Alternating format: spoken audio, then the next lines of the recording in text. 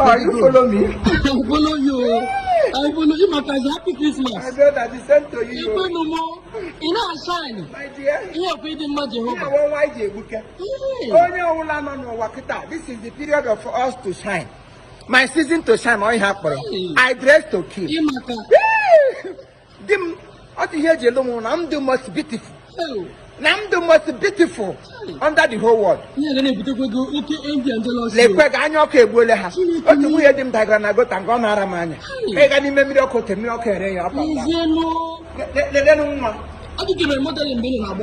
modest. Modest in carry. When the about ever will I get a modem. I'm going to go breasted. I tell Mrs. Ladies, move. Hey. Hey. Give them. Give Urudia.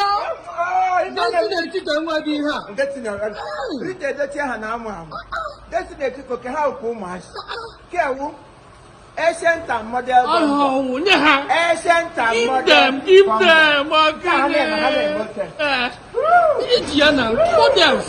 Models. Now because we can make you go watch him back. No, I dress to fit. That's my title. Look